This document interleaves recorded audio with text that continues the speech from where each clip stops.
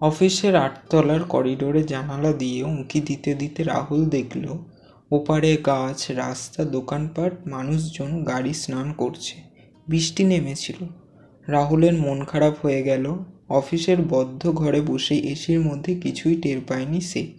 8 তলার sound proof অফিসের মধ্যে বসে কাজ করলে বাইরের বৃষ্টি পড়ুক বা বোমা পড়ুক কিছুই টের পাওয়া যায় না। রাহুল তাই মাঝে মধ্যেই তার সহকর্মীদের বলে, বোঝা যায় না কোথায় কাজ করছি। কলকাতার ক্যামাক স্ট্রিট, না মুম্বাইয়ের জুহু, নাকি আমেরিকার শিকাগোয়।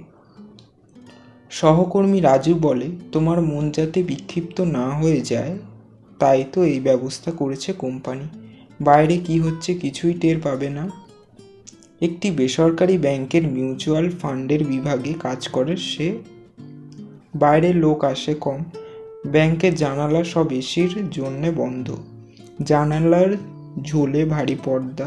রাহুলের মনে হয় প্রতিদিন 8 ঘন্টার এসি কারাগারে বসে কাজ করতে হচ্ছে তাকে। একটা টিভি পর্যন্ত চলে না।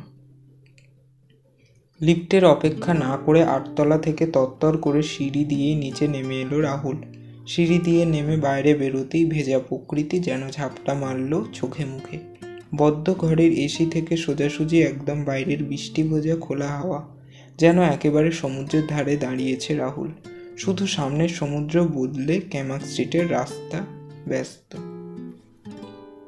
কয়েকদিন টানা 40-42 ডিগ্রি তাপপ্রবাহের পর কখন যেন মেঘ এসে শহরকে ভিজিয়ে দিয়ে গেছে। বহু প্রতীক্ষার এই বৃষ্টি দেখতে না পেয়ে, বৃষ্টিতে একটু ভিজতে না পেরে রাহুলের মন খারাপ হয়ে গেল। অফিসের সামনে খিটখিটে চাওয়ালা বাবুদারও মুখটা প্রসন্ন দেখাচ্ছে বৃষ্টিতে ভিজে। রাহুলের মনে হলো তারই শুধু ভেজা হলো। বৃষ্টি থেমে গেলে রাস্তার উপর সোনালি গহনার নকশার মতো জল গড়িয়ে পড়েছে। রাহুলের পাশ দিয়ে চলে গেল বৃষ্টিতে ঝুপুস ভেজা তাদের অফিসের বেয়ারা দীনেশ। বৃষ্টিতে ভেজার আর উপায় নেই, বৃষ্টি পালিয়েছে। রাহুলও ঠিক করলো এবার সে অফিস থেকে পালাবে। অফিসের সময়ও প্রায় শেষ হয়ে এসেছে। আর মিনিট 15 আজ নয়, 15 মিনিট আগেই বেরোবে সে। কোথায় যাওয়া যায় ভাবল রাহুল। প্রতিদিন অফিসের পর সে বেকার। বন্ধু বান্ধব কমে এসেছে, স্টেডি গার্লফ্রেন্ডও নেই তার। কাটা ঘুড়ির মতো ঘুরতে ঘুরতে অফিস ছুটির পর বাড়ি ফিরতে ইচ্ছে করছে না। সে ফোন করলো পুরনো বন্ধু অনিমেষকে। শ্যামবাজারে থাকে সে। ফোনের ওপারে অনিমেষের গলার উচ্ছ্বাস, চলে আয় চলে আয়, এখানে খুব বৃষ্টি, একেবারে আবগারি ওয়েদার। হীরক শ্যামলকেও ডেকে নিচ্ছি, আমার ফ্ল্যাট ফাঁকা আছে। রাহুল জিজ্ঞেস করলো, এখনো বৃষ্টি হচ্ছে? অনিমেষ বলল, মুষলধারে বৃষ্টি হচ্ছে। এতদিন পরে বৃষ্টি নামলো, আমি ছাদে গিয়ে একটু ভিজলাম। তুইও তাড়াতাড়ি চলে আয়, ভিজতে পারবি। বাড়ি ফেরার সময় আমার শুকনো জামা পরে বাড়ি চলে যাবি। রাহুল দ্রুত পায়ে লিফট ধরে উপরে উঠে ওদের ম্যানেজারকে বলল, ব্যানার্জি দা, আজ 15 মিনিট আগে বেরিয়ে যাচ্ছি। ব্যানার্জি দা হ্যাঁ বা না কিছু বলার আগেই রাহুল তত্তর করে বেরিয়ে এলো। রাহুল উত্তরের অপেক্ষা করল না। ব্যানার্জি দাকে ইনফর্ম করা হয়ে গেছে, এবার সে বেরিয়ে যাবে। রাস্তায় বেরিয়ে মনটা ভালো হয়ে গেল রাহুলের। বন্ধুদের সঙ্গে বোতল খোলার প্ল্যানের জন্য নয়, ক্যামাক স্ট্রিটে ভিজতে পারেনি তাই, কিন্তু শ্যামবাজারে পারবে এটা চিন্তা করে। রাহুল ময়দান মেট্রো স্টেশনে নামতেই শোঁ করে একটা দমদমগামী মেট্রো চলে এলো। মনে হলো মেট্রোটা যেন তাকে বৃষ্টিতে ভেজার জন্যই নিতে এসেছে। শ্যামবাজারে নেমে দুটো সিঁড়ি টপকে টপকে মাটির উপরে উঠে ফের হতাশ হলো রাহুল। বৃষ্টি থেমে গেছে শ্যামবাজারেও। সামনে বৃষ্টিতে ভেজা রাস্তা, বৃষ্টিতে স্নান করেছেন পাঁচমাথার মোড়ের নেতাজি আর তার ঘোড়াও। রাস্তার লাইটগুলো সব জ্বলে উঠে হীরের কুঁচির মতো আলো ছড়াচ্ছে। কি মিস করলি তুই? জাস্ট 5 মিনিট আগে বৃষ্টি থামল। অনিমেষ বোতল খুলতে খুলতে বলল, হীরক শ্যামলরাও চলে এসেছে। রাহুল বলল, আমি বৃষ্টির কিছুই টের পেলাম না। আমাদের অফিসের লোকগুলো যেন সব গাধা, কিছু জানতেই পারলো না। অনিমেষ বলল, চিন্তা নেই, আমরা তো আর মরুভূমিতে থাকি না, বর্ষাকাল তো এসেই গেল প্রায়। পরের বৃষ্টিতে ভিজে নিবি।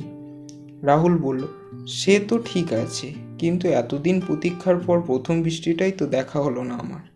অনিমেষ বলল, এসি অফিসে কাজ করো বস, এত টাকা মাইনে পাও, কিছু তো মিস হবেই। কিছুটা গুম মেরে ব্যাগে চুমুক দিচ্ছিল রাহুল, তারপর বলল, আমার ভাগ্যটাই খারাপ।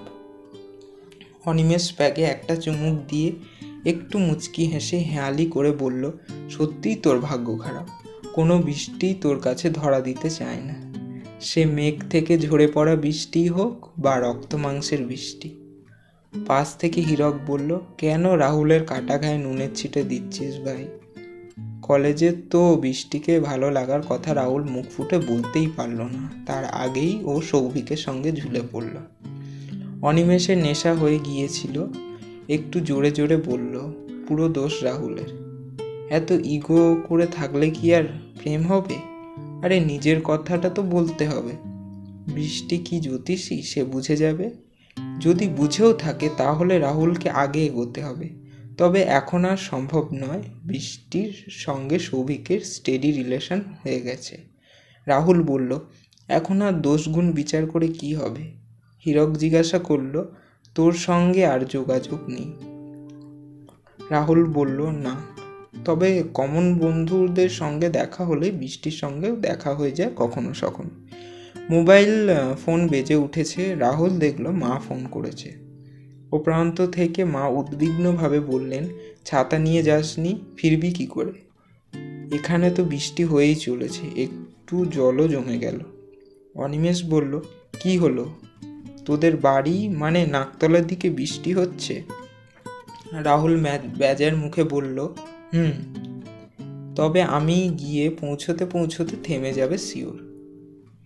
অনিমেষ, হীরক, শ্যামল হো হো করে হেসে উঠল। অনিমেষ হাসতে হাসতে বলল, তবু তুই একবার ট্রাই নিয়ে দেখতে পারিস, আজ বৃষ্টিতে শহরের সবাই ভিজল, একমাত্র তুই বাদ, চেষ্টা কর বৃষ্টিকে ধরতে। রাহুল উঠে বলল, দুপ্যাক খেয়ে নিয়েছি, আর নয়, আমি চললাম নাকতলায়, গিয়ে যদি বৃষ্টি পাই তাহলেই বা মন্দ কি। অনিমেষ গ্লাসটা চিয়ার্সের ভঙ্গি করে বলল, তুই এত প্রকৃত প্রেমী কবে হয়ে উঠলি ভাই? মেট্রো দৌলতে শ্যামবাজার থেকে নাকতলা যেতে আধ ঘন্টার মতো লাগলো রাহুলের। নাকতলা পৌঁছে ফের হতাশ, এখানে বৃষ্টি থেমে গেছে। বৃষ্টি শুধু থেমে যায়নি, আকাশে তারাও দেখা যাচ্ছে। একটা দীর্ঘশ্বাস ফেলে রাহুল ঘরে ঢুকলো। খেতে বসে রাহুলের মা বলল, কাল অফিসে ছাতা নিয়ে যাস, টিভির খবরে বলছিল কালকেও নাকি খুব বৃষ্টি হবে। খবরে বৃষ্টির সম্ভাবনার কথা বললেও সকাল থেকে ঠাঁঠা রোদ্দুর উঠেছে, ছাতা নেওয়ার প্রশ্নই নেই। আর বৃষ্টি হলে তো এবারের বর্ষার প্রথম বৃষ্টিতেই ভিজবে, এটা রাহুল আগে থেকেই ঠিক করে নিয়েছিল। অফিসে পৌঁছেও বেয়ারা সুখেনকে বলে দিল, এই শোন, আমরা তো ভিতর থেকে বুঝতে পারি না, তুই তো বাইরে যাস, বাইরে বৃষ্টি হলে আমাকে বলিস। সুখেন গম্ভীর হয়ে বলল, এখন আর বৃষ্টি কোথায়, রোদ্দুরে বাইরে বেরোনো যাচ্ছে না। রাহুল বলল, আজও নামতে পারে, চোরাগুপ্তা বৃষ্টি নামলেও আমাকে জানাস। রাহুলের পাশ থেকে সহকর্মী ধ্রুব বলে উঠল, চোরাগুপ্তা বৃষ্টি কখন, কিভাবে নামে একটু বুঝিয়ে দেবেন সেন সাহেব? রাহুল শুধু একটা মুচকি হেসে বলল, সে আপনি বুঝবেন না, দুপুর পর্যন্ত সব খটখটে। দুপুর বাইরে লাঞ্চ খেতে এসে রাহুল বুঝল এই কাটাপোড়া রোদ্দুরে দাঁড়ানো যাচ্ছে না, কিছু খেয়েই অফিসে এসির মধ্যে চলে যেতে হবে। তখনই এলো বৃষ্টির ফোনটা।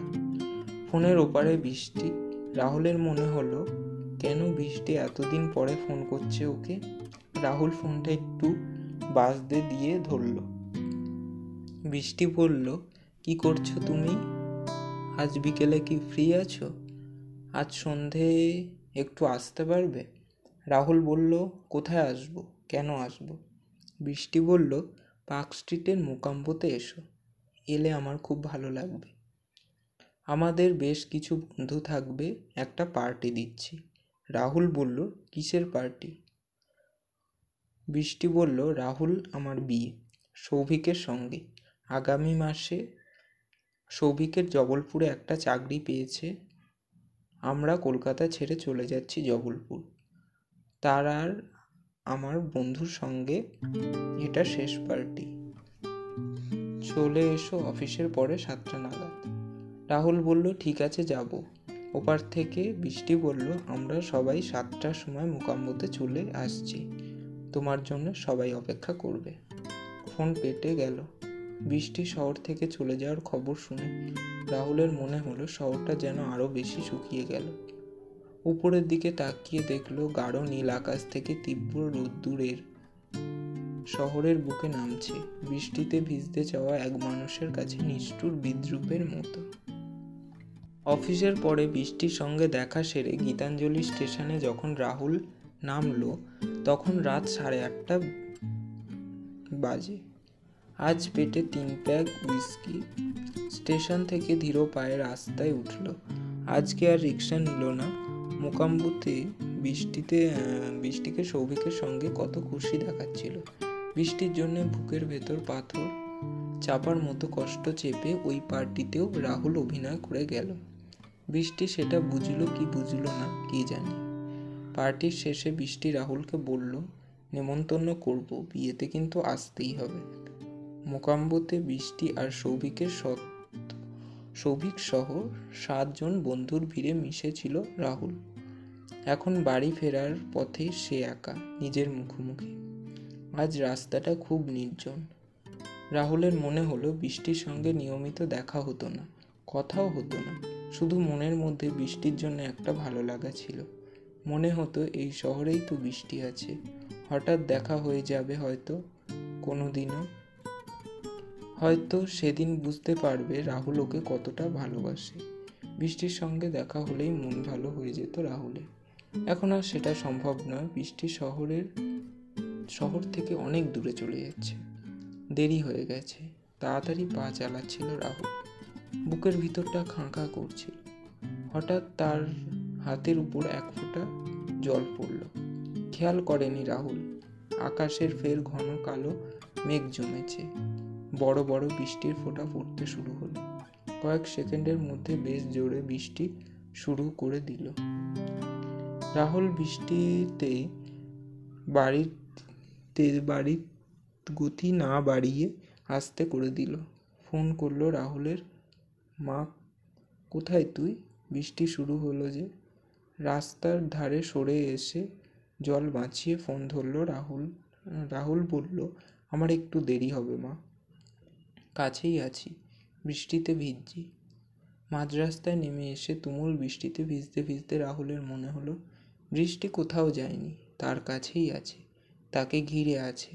তার সব ক্লান্তি, অবসাদ আর দুঃখ ধুয়ে মুছে দিয়ে ঝরে চলেছে নিরন্তর।